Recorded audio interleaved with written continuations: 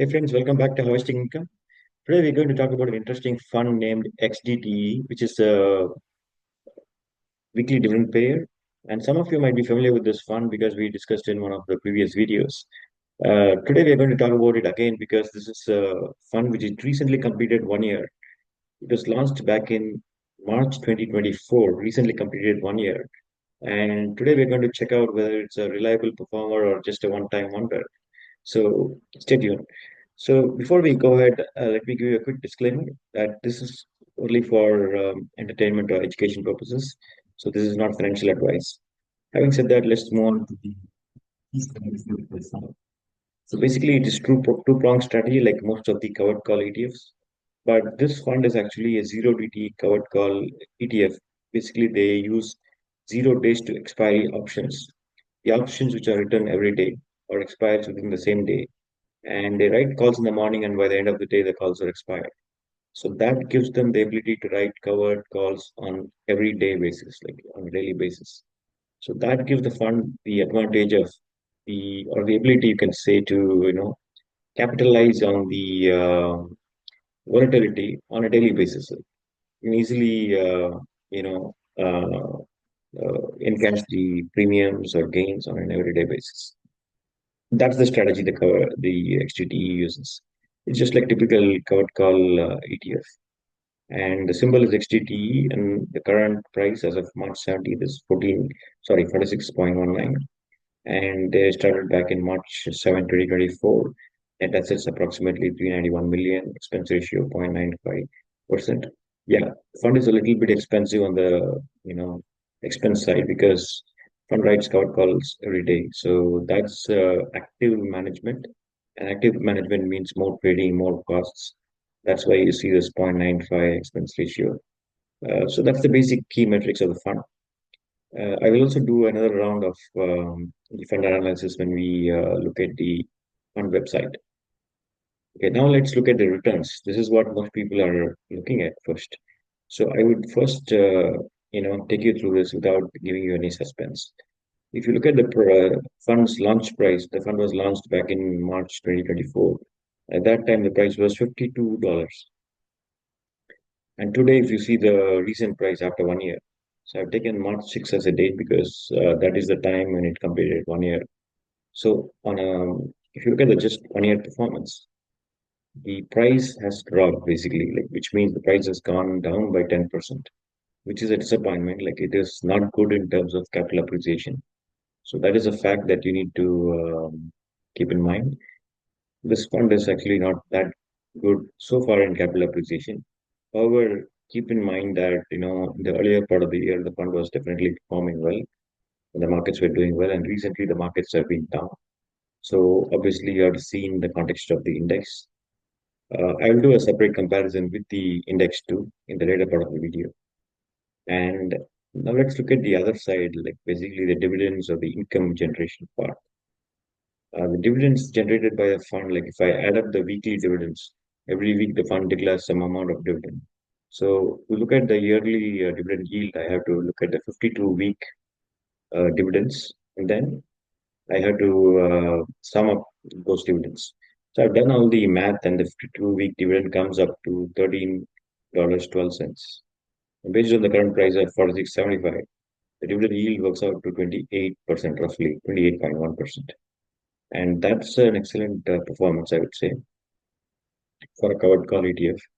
And that too, the one which is operating or executing a strategy based on the index on a daily basis. So that's an excellent return. Anything above 20% is good, but this is like 28%. So this is definitely very good. However, we saw in the previous slide that they lost on the capital appreciation part. So let's look at the total returns. Like when you add up the price returns minus 10.3 and dividend returns of 28.1, total returns comes up to about 17.7% net net. So net net, you are still doing well, positive, and it's good for a covered call index fund. The price erosion is a concern. Like that's what I've highlighted here. And the future of the fund or the success would depend on how the fund is able to maintain its stable price or NAV. There is a plus and there is a minus here. So to give you a balance to you here, there is a kind of concern. People who are looking for a steady appreciation, this fund may not be the best choice as of now. But we'll have to wait and look at it for a few periods and see the trend, like how it's performing in different market cycles and different situations. So as of now, when there is a volatility in the market, the dividends are pretty high, but the capital appreciation is pretty low. So net you're getting decent return, 17.7%. But there is a concern on the capital loss front. Okay, now let me quickly summarize the pros and cons, and I will also go through the comparison of the fund with the index now after this. Uh, the pros, we are already familiar with the pros. That they are able to capture premiums on a daily basis. That's the feature of the fund. And what happens is when the fund is actually not trading the calls, like in the evening when the market closes, like when the fund is able to gain from the aftermarket gains. For example, S&P 500 futures in the aftermarket hours when the market is going up, like there is a plus or the positive movement in the S&P futures or Dow futures, etc. So you will get potential overnight gains. On the next day, the market will move up. Probably it may have a gap up opening and so on. So that is where the investor can benefit because in the morning the fund may not immediately write the calls.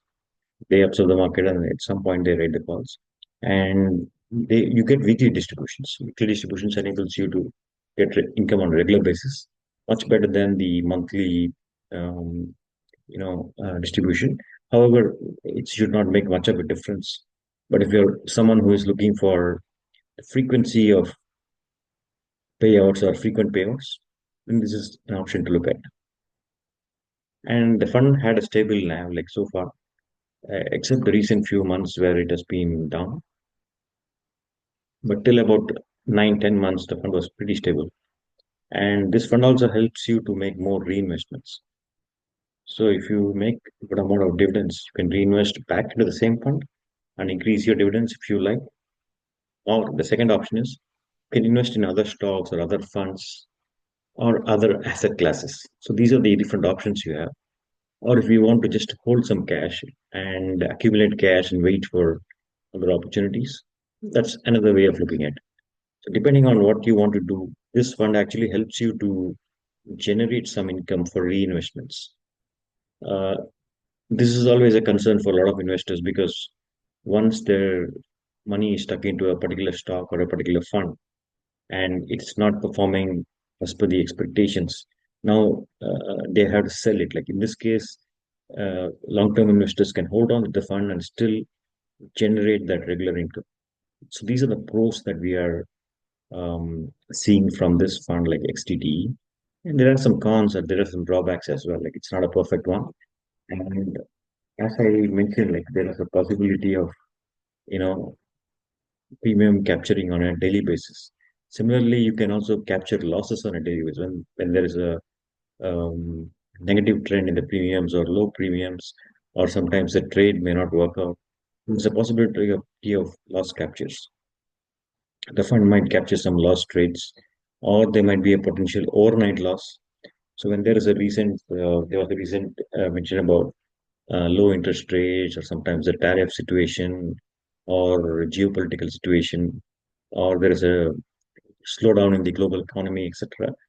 Then there's a possibility of this overnight loss happening. And the next is the distribution. I mean, in the earlier months, the distribution of dividends was not impacting HTT. But recently, we have seen that there has been some kind of a drop in the NAV, which probably could be due to distribution, probably, due to other reasons. It can have a slight impact on the NAV, but not so much. But it can also be mitigated by capital gains. When there's a potential gains in the index, it can mitigate. There's always this, volatility. Like sometimes things work in the favor, sometimes it may not favor you. So these points are basically based on certain conditions or certain experiences that people have gone through. and this may not be true at all times. And the fund and the strategy are relatively new. So this is something that everyone has to keep in mind. And these need to be proven across different market cycles and historically whether this strategy worked or not. That is to be seen yet. Only time will tell that. And also, if you look at the past data or past back tests, you may get positive or you may get okay kind of results. But in future, we never know this if this strategy is going to give X amount of return or Y amount of return, or if it is going to fail or not. So those kind of scenarios are something that we cannot predict. However, we know that the fund is based on the index. So if you are investing in the underlying index and if you have confidence in the index, you can take exposure to XDT, provided that you are an income-oriented investor and a long-term investor. So that's the whole idea behind the strategy. Okay, before I go to the next one, I will quickly show you the fund's website, and yeah, this is the Roundhill's website, and here you can see they've mentioned some of the basic information, weekly distributions, and XDTE seeks to generate income through covered call strategy on the S&P. So we are all familiar with this. The key thing I was looking for is the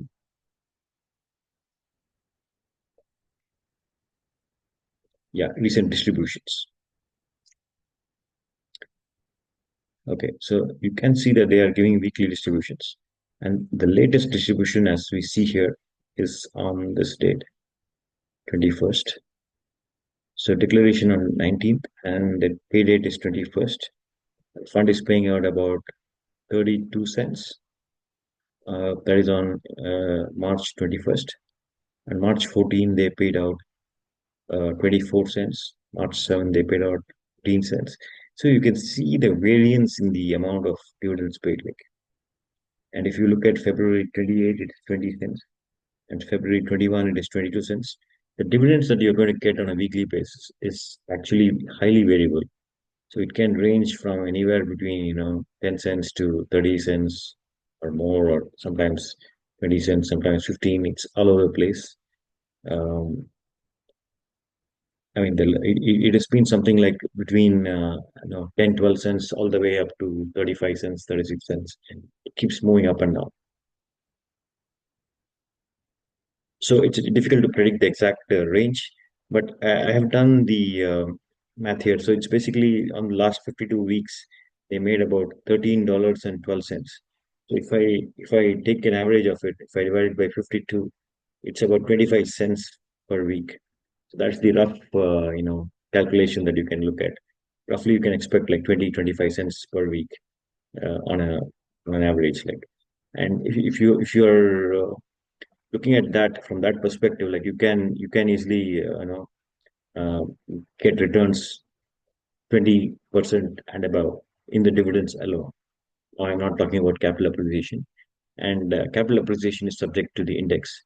And now, is this fund really performing well compared to the index? That's the million-dollar question that we have to answer. So I will just quickly go through here. I've compared these XDTE. I already have this set up here in Seeking Alpha. So I've taken let's take the maximum time here. I think it's just about 1 year since the fund has been launched. So there's not much we can do here. We can only take 1 year performance. So XTTE delivered about minus 12%, like in terms of the price return. Please note that this does not include dividends. This is just the price performance. The S&P 500 delivered about 9.59%. So now if I change this to total returns, so that I can give importance to price as well as the dividends put together. So to give it a fair comparison, let me remove this and put the total return and update the chart. Now we can see that XTT is delivered about 12.09%, whereas S&P 500 delivered 9.59%. You can see the graphs here. XTT is slightly above the S&P 500. The orange line is the XTT, and S&P 500 is on the bottom, the blue line. So it clearly outperforms on the total return basis. Uh, But this again varies, like because the dividend is actually making up for the uh, slight capital loss. But on an overall basis, total return basis, if the fund is able to beat the index, then I think it's definitely a good fund to consider, because you can actually invest in this fund to make returns slightly higher than the index itself. Generally speaking, covered call funds do not outperform the index; they usually underperform. There are some rare cases where you can see this outperformance. And then the other possibility is that due to the frequency of the dividends or frequency of the premium writing, probably it has a little bit of compounding effect, which could have boosted the returns. And if you look at it in future, like after 2 years or 3 years, we'll know how the strategy performs. But as of now, it seems that it is able to match or even exceed the performance of the index. Uh, okay, so now let's get back to the video. And in the presentation, we also cover some alternate picks. Like these are other picks you can consider, and these are not recommendations to buy or invest. So that's a disclaimer. This is just a random listing of few funds which are similar in terms of strategy. Like there are two other funds, QDTE and RDTE. Both are from Roundhill funds. They have a similar strategy. And like I mentioned here, QDT is based on the Nasdaq 100 and the same 0DTE daily call writing strategy. And RDTE is based on the Russell 2000. So there you have it. Like these are two other options that you have. Like if you like the Russell or if you like Nasdaq, you can opt for the other funds.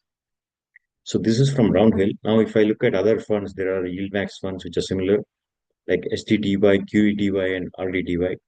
These are brand new funds, so I would really caution you before making an entry here.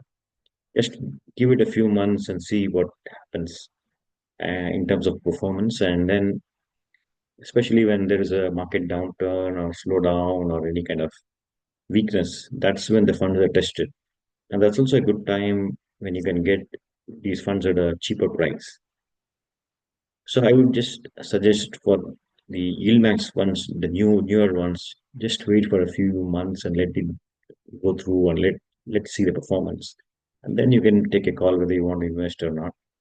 But I would actually stay away from it because I already have XDTE in my portfolio, so I don't need another new fund to be added. So yeah, so that these are the other funds. Like there are other options available from ProShares, which also does daily covered call writing strategy. However, there is a slight twist in this one. Like in ProShares, the distribution is monthly, not weekly. So I think they have smartly, you know, given the priority to the daily covered call writing. But in terms of the dividend distribution of payment, they're still maintaining it monthly. So they still make the premiums, they make good amount of earning, but they are distributing at the end of the month. So that gives them enough room to grow the fund, harvest all the dividends, all the yields, etc. And they can pay the dividends at the end of the month. And that gives them enough breathing space to, reinvest or, maintain the NAV and so on.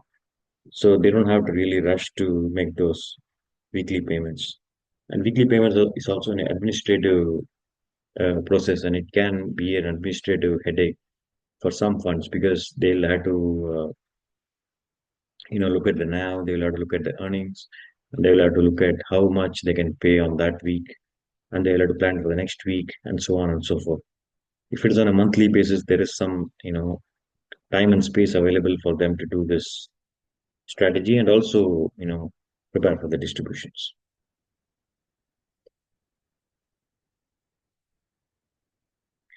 Okay, I will going to share my final thoughts on this. And so if you like this video so far, please, drop in your comments. You can like, subscribe, and also feel free to, participate in the channel, subscribe to the channel. And if you have any questions or any comments, please feel free to drop them below. And my final thoughts are actually based on the returns and performance so far. And this is based on 1 year history. This is not the final verdict. And what I see is, as I already mentioned, the fund is pretty good in terms of the overall performance.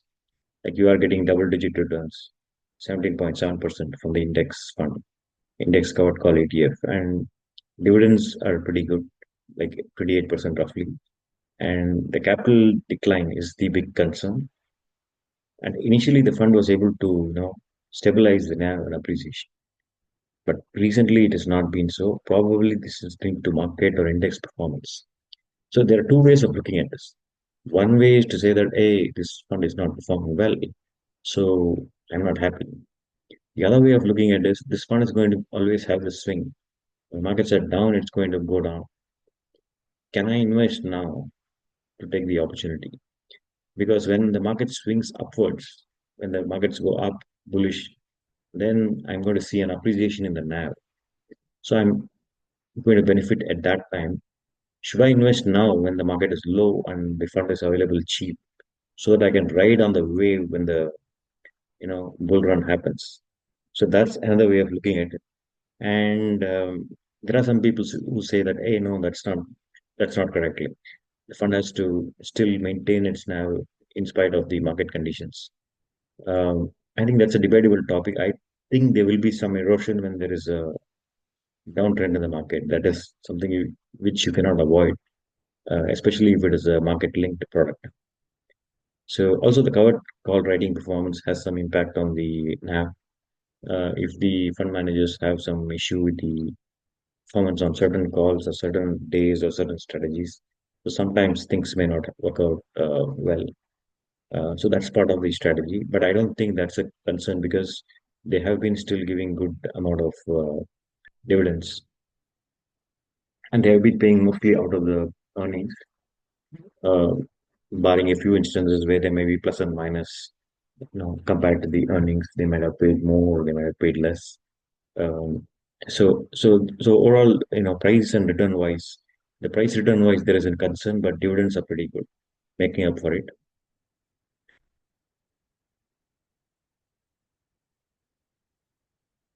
Okay, the other aspect which I wanted to touch upon is what kind of investors this will be suitable for. This is suitable for someone who wants to make a steady amount of income, regardless of the overall market conditions. However, this person has to be comfortable with wide swings or ups and downs in the market, like, and there could be swings in the funds performance as well. Funds price basically, not the dividends. The funds price can fluctuate. So if you're prepared for that, but you're happy with the regular income, and you're happy because you're investing in the underlying asset, which is the index, and the index is composed of all the blue chip companies and the big, reputed firms. So you're not worried about any failure or any single point of failure. Then this is the fund for you. Okay, let me quickly summarize this. The rebalancing or allocation. Investor must consider a strategy to reinvest the dividend into the same fund or other assets. I already mentioned this before. If you don't have this strategy in place, then at some point you need to plan for this, because once you start getting some income and once you start investing, it's definitely fun to get $15 a month, $20 a month. Sometimes it can go up to 200, $300 a month, and then you have a very good amount of dividends coming in. Like, and people start getting like 60, 70, $80 a week, and that becomes like 300, $400 a month. It's definitely fun to do that. But at the same time, you should also have a strategy on what you're going to reinvest dividends into. That's the $1 million question. If you have a plan in place, then you can allocate and quickly diversify it. But if you're just going to continue doing the same uh, investment and back into the same fund, we never know how the market will behave or how the fund will change. So you don't want to be stuck into the same basket. And second is, for someone looking to snowball and reinvest, this is an excellent pick. Like I mentioned earlier, like the same thing. Like every week you are able to reinvest. You can reinvest back to the fund and grow your capital and grow your income and grow your capital and grow your income. And this cycle keeps on moving you forward. And you can also invest back into other covered call funds and still make another income. And you can create two or three different streams of income. And each stream of income that comes in can be invested into the other stream. and that increases the other stream, and you get invest back into the third stream and fourth stream and so on and so forth. That becomes a big snowball and big waterfall of income falling into your bank account. And that's a wonderful way to reinvest your gains back into the fund and increasing your income as well as the investment value. The expense ratio is one of the concerns, but it is justified because you are actually dealing with a covered call which writes every day calls. Basically, every morning they write calls. So obviously, every morning if you're going to write calls yourself, you're going to pay brokerage, you're going to pay margins, and not only that, you need to have an equivalent amount of funds and also the ability to write calls using a certain amount of margin money.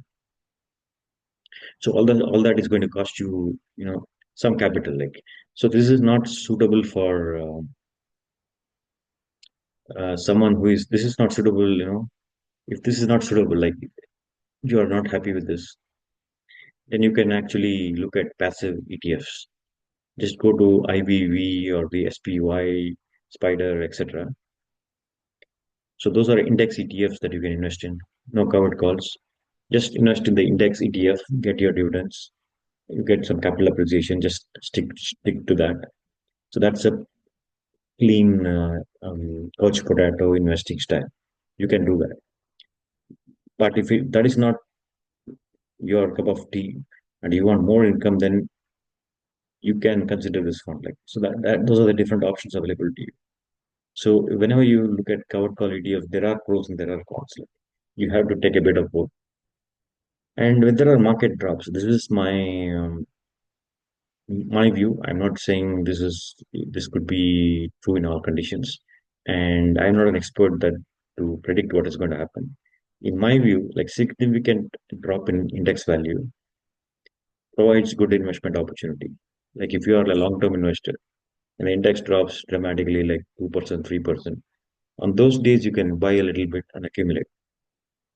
And on the other days, do nothing. Just stay invested. Just wait, earn your dividends, earn your distributions. Be happy. That's what you can do. I've tried this. Sometimes it works. Sometimes it's difficult to try that because I also have this problem of or a habit that I need to invest on a regular basis. So I cannot wait for the market to drop and then put in some money. But there are times when there are market drops, and then I think that, oh, okay, I have some money on the side, so let me invest because this is a good time and I'm getting it cheap as well. So this is not specific financial advice. This is all based on my experience that I'm sharing with you. So do your own research, do your own analysis. Uh, so after all this, what I would say that XDT, like XDT is not a one-time wonder. It's definitely a great fund to invest in. And if you're looking for decent returns and you're looking for long-term investment and you want to invest in a basket, not a specific fund or a specific, I would say, specific stock or a specific sector or a specific, group of stocks, then this is a great option because it's going to give you a diversified basket in one shot, and it's going to give you a combination of income plus capital appreciation that you need. And getting 20% capital appreciation is pretty good. But those numbers are actually based on past performance. We don't know how the future is. But overall, looking at this, what I feel is that if the fund is able to minimize the erosion of price and somewhat maintain the dividends, dividends are pretty good. Even if the dividends are lower, I'm okay with that. But if the fund can maintain or continue the dividend payment strategy, distribution strategy, and also protect the value or the price, then this would be a great option, and it would be a great contender for all the big funds. And this would be a great opportunity for harvesting income on a regular basis, while also participating in the upside opportunity or the capital appreciation potential of the index. So I hope you like this video. If you want to see more videos, please visit my channel, Harvesting Income. And I look forward to seeing you in the next one. Thank you and have a great day.